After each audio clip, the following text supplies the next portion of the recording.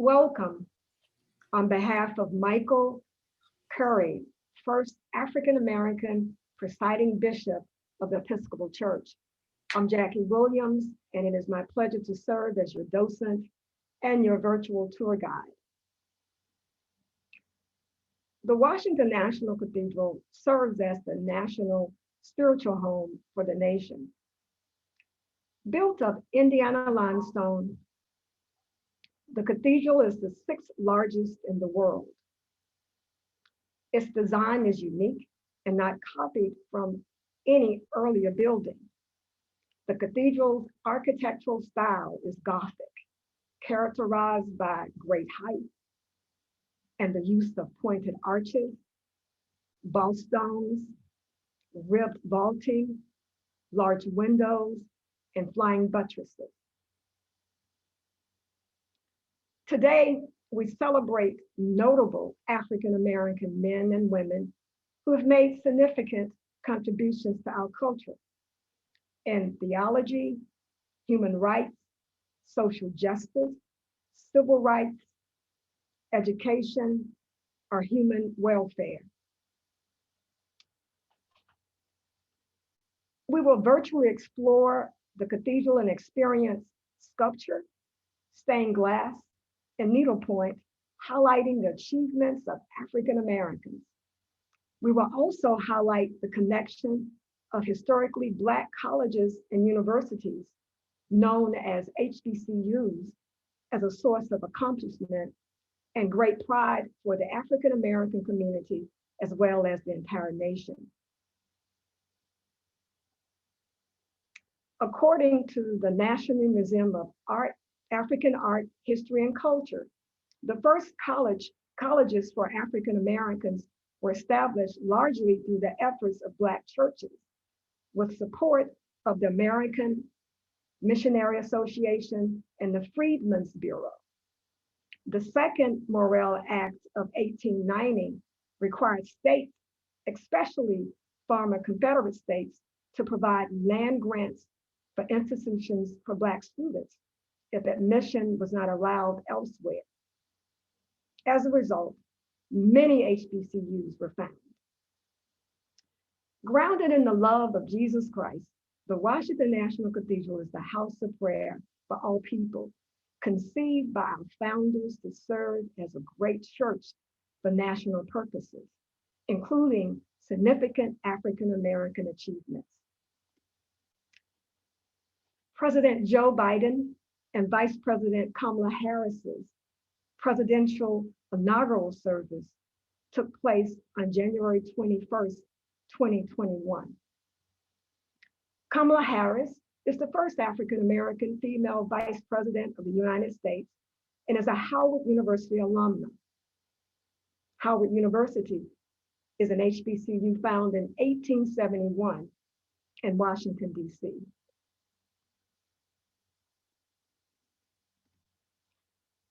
In 2009 and 2013, the cathedral hosted the national prayer service for President Barack Obama's first and second inaugurations.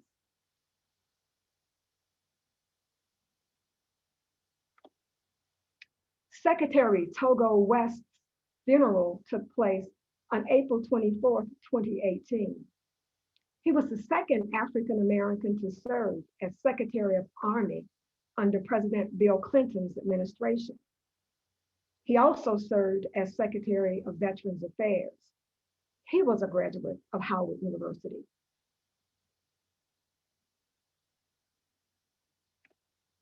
Absalom Jones' commemorating service took place on February 7th, 2016. In 1804, he became the first African American to be ordained a priest in the Episcopal Church. In his honor, the Absalom Jones Fund for Episcopal HBCUs was created to support two institutions affiliated with the Episcopal Church since the 1800s. The HBCUs are St. Augustine University in Raleigh, North Carolina, and Voorhees College in Denmark, South Carolina.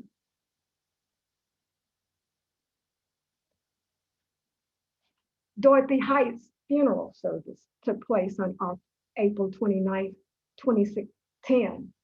President Barack Obama delivered the eulogy.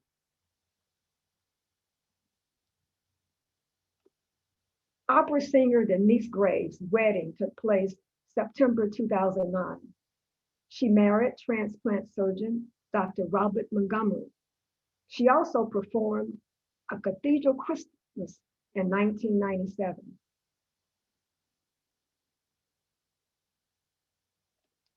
Secretary Ron Brown's funeral service took place on April 10, 1996. He served as Secretary of Commerce under President Bill Clinton's administration. And Justice Thurgood Marshall's funeral took place on January 28, 1993. Now, let's take our walk. We'll enter here,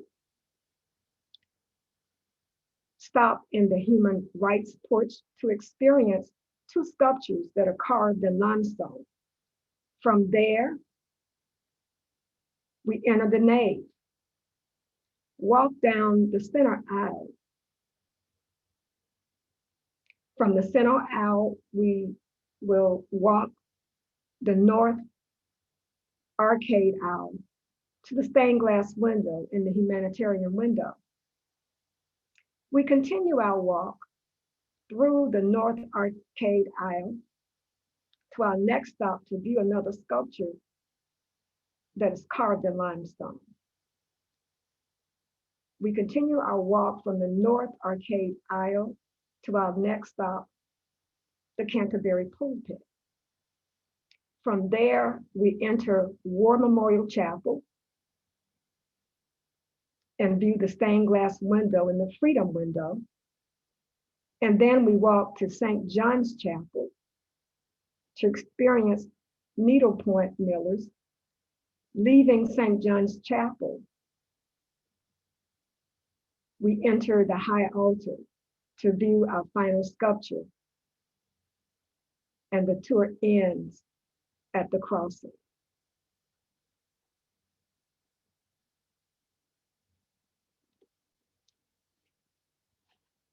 As we enter the cathedral, we stop in the Human Rights Porch. There are two African American highlights.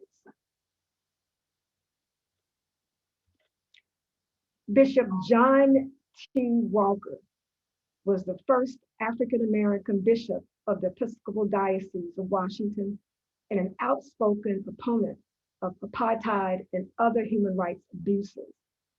He was the first African American to attend and graduate from the Virginia Theological Seminary in Alexandria, Virginia. Rosa Parks electrified the nation when she was arrested for refusing to move to the back of the bus in Montgomery, Alabama, and give her seat to a white passenger.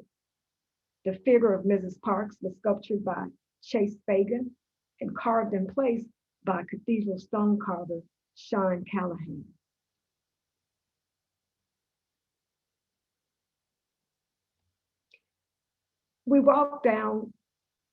Walking from the Human Rights Porch, we enter the nave. We walk down the center aisle to the holy water.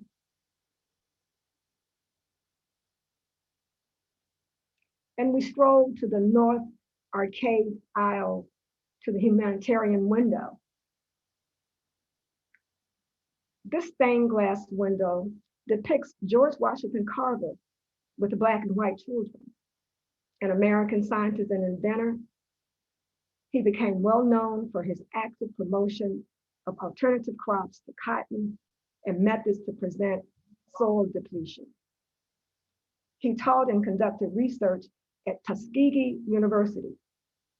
Tuskegee University is an HBCU established in 1881 in Tuskegee, Alabama.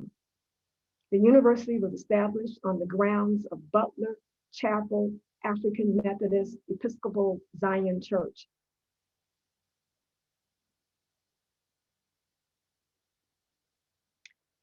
As we continue our walk, we experience the figure of Reverend Dr. Martin Luther King Jr.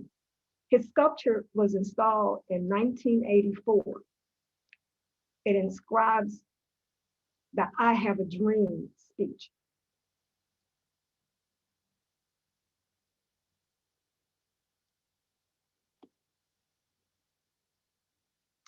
He was born in Atlanta, Georgia, the son of pastor of Ebenezer Baptist Church. He graduated from Morehouse College and earned a PhD degree from Boston University in 1955. Morehouse College is an HBCU found in 1867 in Atlanta, Georgia. The college was established at Springfield Baptist Church in Augusta, Georgia. Dr. King was instrumental in changing public opinion on civil rights, resulting in the Civil Rights Acts of 1964 and the Voting Rights Act of 1965, for which he received the 1964 Nobel Peace Prize. This outstanding Christian championed African Americans, but also less fortunate members of society, regardless of race. Walk with me to the pulpit.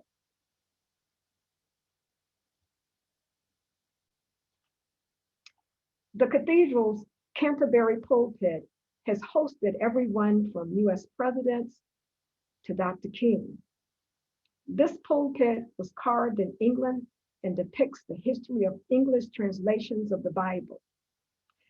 Dr. King preached his last Sunday sermon at the Canterbury Pulpit on March 31st, 1968, 4 days before his death. He was assassinated in Memphis, Tennessee at the Lorraine Motel on August 4th, 1968. Listen to the words of Dr. King.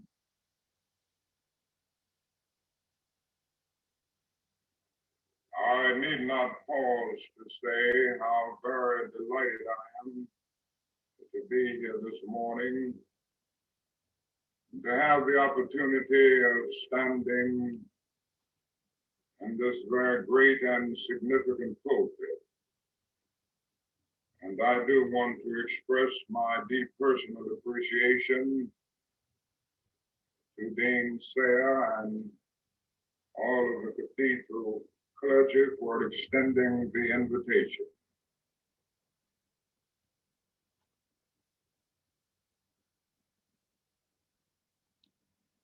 Our next stop is a chapel. A tribute to those who have served in our armed forces, the art of War Memorial Chapel tells the stories of sacrifice in the struggle for freedom. The Freedom Window's Emancipation Proclamation depicts President Abraham Lincoln and those who were enslaved with broken chains.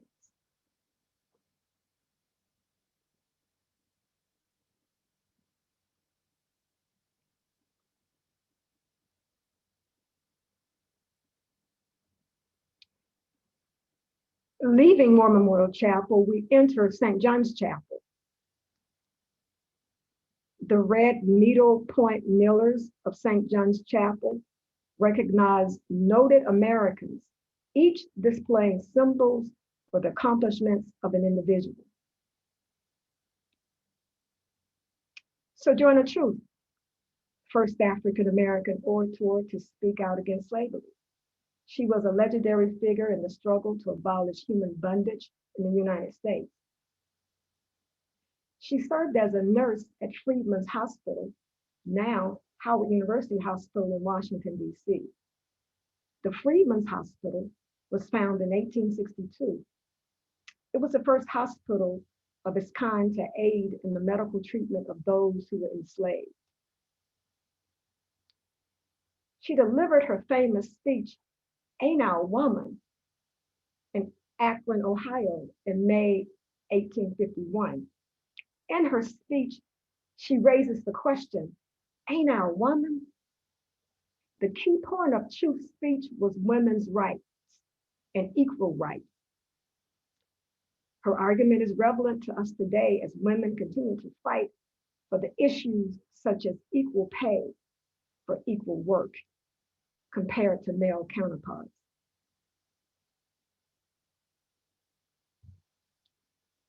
Harriet Tubman, a Civil War scout, spy, nurse, and conductor of the Underground Railroad freeing enslaved people. Known as Moses, she escorted more than 300 enslaved Africans to freedom.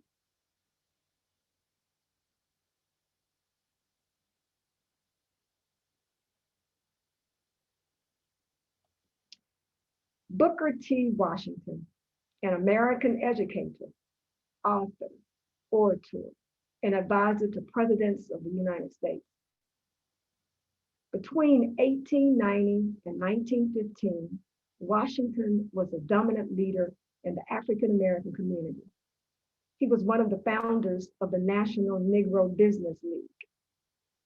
He was a founder of Tuskegee University and a graduate of Hampton University. Hampton University is an HBCU founded in 1868 by the American Missionary Association in Hampton, Virginia.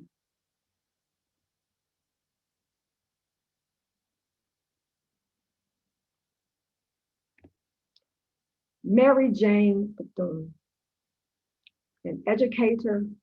She's well known for starting a private school for African American students, now known as Bethune-Cookman University. She was one of the few women in the world to serve as a college president at that time. Bethune-Cookman University, an HBCU established in 1904 in Daytona Beach, Florida, is affiliated with the United Methodist Church.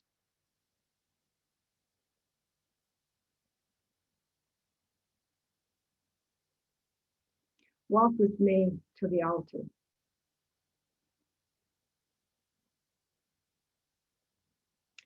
At the east end of the cathedral nave is the high altar. 110 figures of men and women exemplifying the highest ideas of Christianity surround the central figure of Christ in majesty, completing the story of redemption of humankind through Jesus Christ. Installed in 2006, the sculpture of Dean Howard Thurman is one of the newest additions to the cathedral. He is considered as the forefather of the civil rights movement. The statue is looking at and leaning toward the congregation as he was known to do. A gifted and dynamic speaker in his time, Dean Thurman was known for using long pauses during his sermons. He was ordained as a Baptist minister in 1925 and founded the Church for the Fellowship of All Peoples in San Francisco, the first interracial and interdenominational church in the United States. Dean Thurman was an honorary canon of the Cathedral of St. John the Divine in New York City. In 1931, he became a professor of theology and the first dean of the Andrew Rankin Memorial Chapel at Howard University. He also served as director of religious life at Morehouse and Spelman Colleges in Atlanta, Georgia. Spelman College is an HBCU established in 1881 in the basement of Friendship Baptist Church in Atlanta, Georgia. Howard University was established by the First Congregational Society of Washington on March 2nd, 1867 in Washington, D.C. In 1953, he became the first African-American dean of a major university chapel when he accepted the post at Boston University.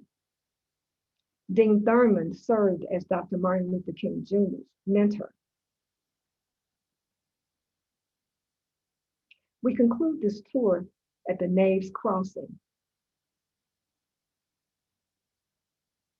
Now, I want to hear from you. If you have any questions for Jackie, if you could drop them into the Q&A, we'll share them with each other.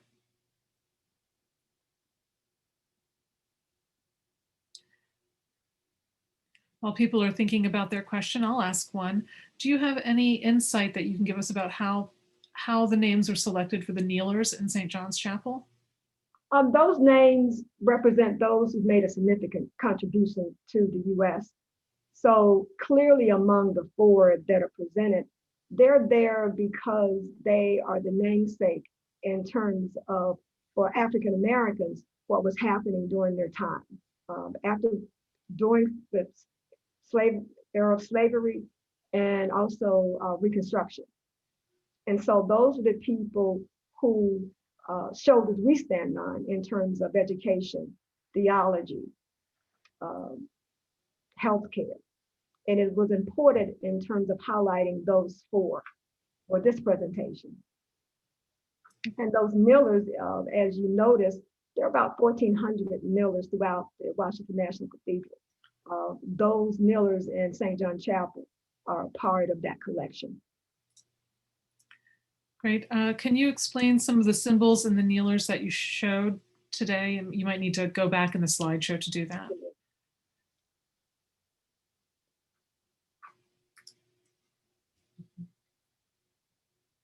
So with Sojourner Truth, it shows her argument in terms of women's right. And let me also connect this with Mrs. Rosa Parks. While she decided not to give her seat up that day to a white passenger, she also lived in an environment where women were not respected. So Sojourner Truth focused on women's rights, and the same issue was addressed even during Mrs. Rosa Parks' time. On her kneeler, it demonstrates what was happening in her environment during the time and what was important. Church, slavery clearly was a part of her surroundings. But if you notice in the background of that kneeler, there was also a sense of community. So it demonstrates what was happening during her time and what was happening in terms of her agenda of ensuring that women were a part of the process. There was a story that I was told about Sojourner Truth when there was a male who approached her once to demean her for being a woman leader, and she responded to him that Jesus Christ was birthed by a woman. And so she always had something to respond to in terms of ensuring that women were a part of the fabric of this country and the fabric of what was happening in local communities at that time.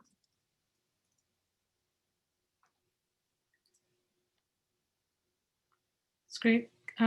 We have a couple more questions about the kneeler, actually, about kneelers in general, and that's who designs and stitches the kneelers?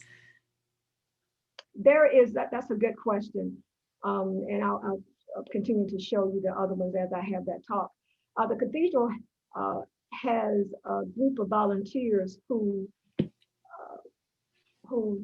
help design and actually carry out the needlepoint. It's a very long process. And it's not the situation where we have a kneeler every year, every other year. It's based upon the cathedral's leadership on who would actually be placed. But in terms of the kneelers themselves, we have a cadre of volunteers throughout the U.S. who carry out the work for us.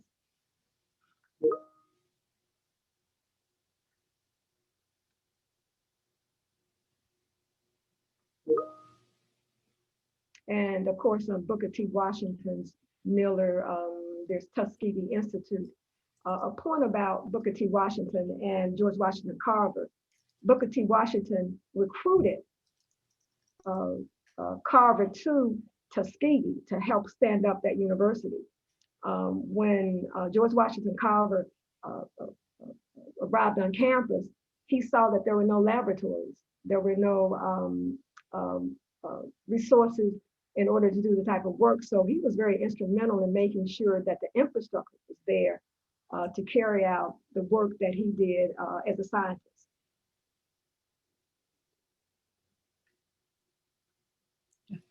Uh,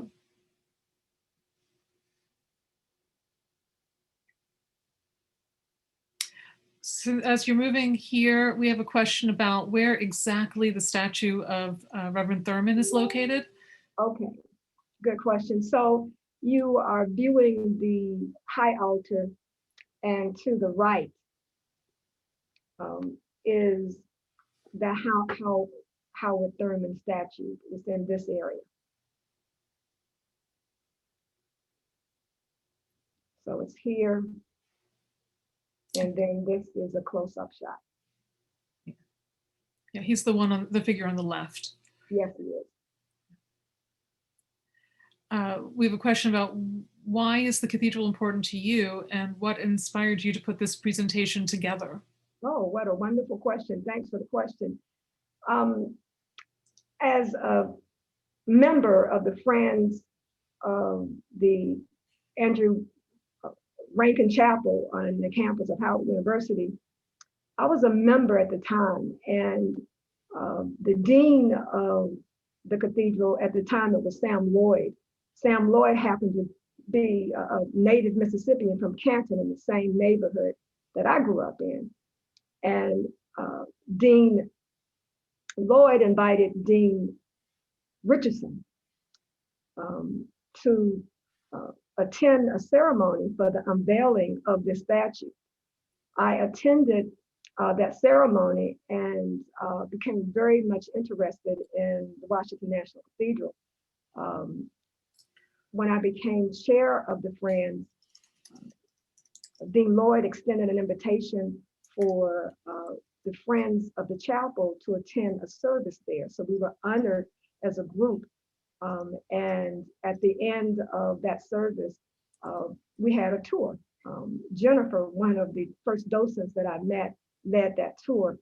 And so that's how I ended up at the Washington National Cathedral.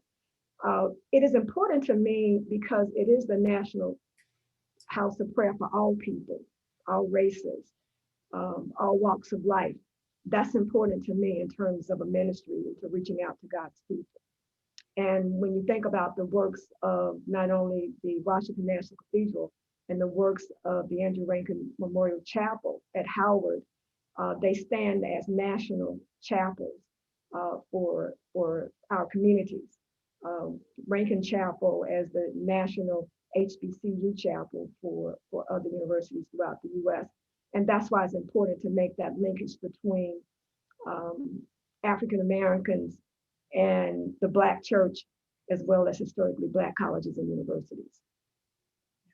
I'm going to ask a sort of related question that's at the bottom of the feed, and then there are a number of questions about people of color in the cathedral's iconography that I'm going to take a stab at answering myself, and we'll have you sort of respond to as well. But in terms of what you would want other docents or tour guides to highlight with their groups when they give tours about the cathedral, about the African-American experience at the cathedral. Are there things that you would like to see other people highlight in their tours? Other highlights that that the cathedral should put on the wish list? Is that the No, I think it's a question specifically about what do you want docents to highlight? Well, in terms of the positions of the highlights, docents usually present a general highlight. And we include Dr. Martin Luther King as a part of the Canterbury Pulpit experience. But along the walk, I think when starting a tour, to include a conversation about the African-American experience and the life of the cathedral.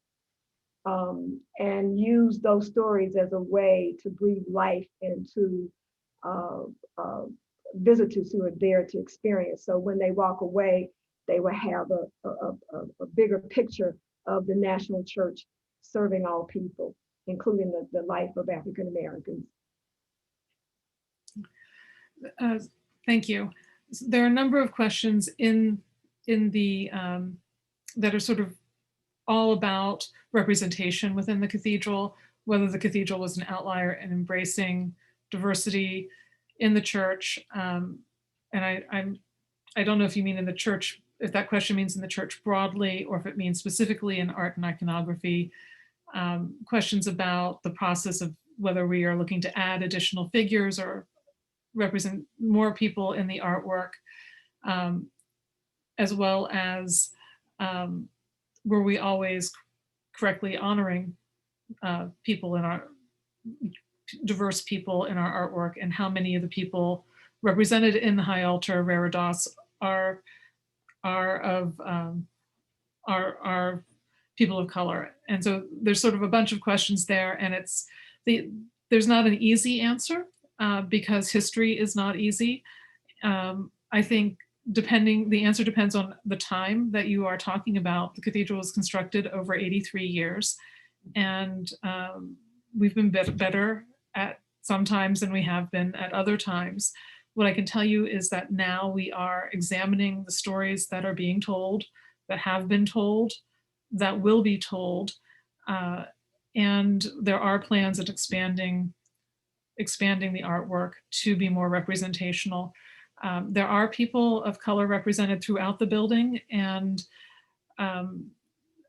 as well as stories of enslaved peoples being told throughout the building, and the way that they were told is certainly reflective of the times in some cases. And some images might make us cringe now, but at the time that they were carved or created in the early 20th century, they were considered very forward thinking. And I invite Jackie and Jen to join me in this conversation with any thoughts that they might have. Sure. Let me add this from the historical perspective of cathedral. When the idea of designing this African American highlights tour, the beauty is that these highlights were already in place. The construction of the Washington National Cathedral began in 1907. It was completed in 1990. So in the process, these highlights were a part of the plan. The nave that you're viewing right now was completed around 1976. And so when you consider the highlights from the crossing as you are viewing to the front of the church, they were already in place. So it wasn't a situation where these highlights were put in place in the last 10 or 20 years. It was a part of the original design and decision-making of the cathedral. Clearly, the highlights are those African Americans at the time that the decisions were made, where the individuals thought that they were warrant an opportunity to be a highlight here at the Washington National Cathedral. It's an ongoing story. Yes, you're right. And that's a good point. It's a never-ending story. So this is not the end. Right, and we're looking to in our artwork, we're looking to elevate and rise up stories, and to continue to look forward rather than to look back. And continue to have national conversations. This virtual tour wouldn't have happened if it wasn't for a pandemic. So it's a wonderful experience to engage citizens throughout the US in this conversation. And we hope that down the road, this could be done in person, and we can continue to share what we have to offer as a national church. There's two sort of final questions. One is about the links that we've placed into the chat. And yes, when we share the link to the video for this discussion, the links that we placed in the chat will also be shared. So that's something. And then the process, there's questions about the process of how we select people to represent. And there are, we've got a committee of volunteers who oversee all of the art that is within the cathedral, that is managed through our Director of Preservation and Facilities, and works in collaboration with the staff of the cathedral. And the question of, are there any African Americans currently being considered for being highlighted or currently highlighted in the immediate future? And the answer is yes. We're in the process of looking at some opportunities to highlight African American stories in very visible ways in the near future. And then a question about the peace doves in the nave. Repeat the question. I'm sorry, then there's a question about the doves that are hanging behind you. Oh, that's actually, and Mimi and Jen, you can chime in. This is actually a display in the nave. I'm going to step to my right. This is actually a current display in the nave of the Washington National Cathedral. And an artist designed, these are actually doves that expanded from the vaulted ceiling. And the display is still hanging. Is that correct, Mimi?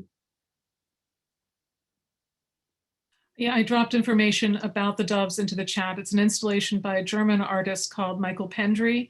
It features nearly 2,000 folded paper doves that are suspended from an invisible mesh. And there's a link in the chat about where you can find more information. I have a highlight of that I'll share as well.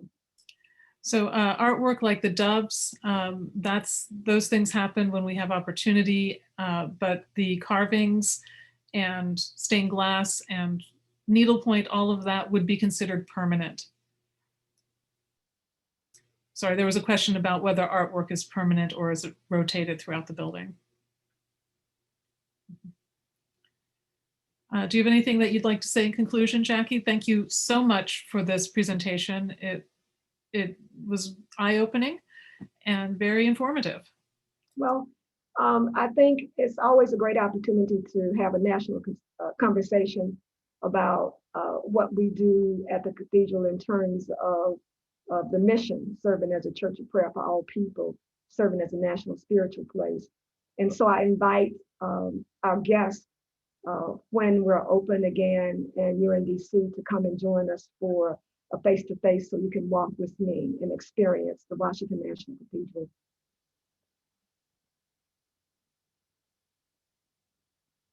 Well, thank you again, and thank you everyone for joining us from around the country today. This was great to have you all here from Washington to Washington and every place in between. We'll be sending out emails with the link and the links, with the link to the video and the links. So look for that in your inbox in days to come.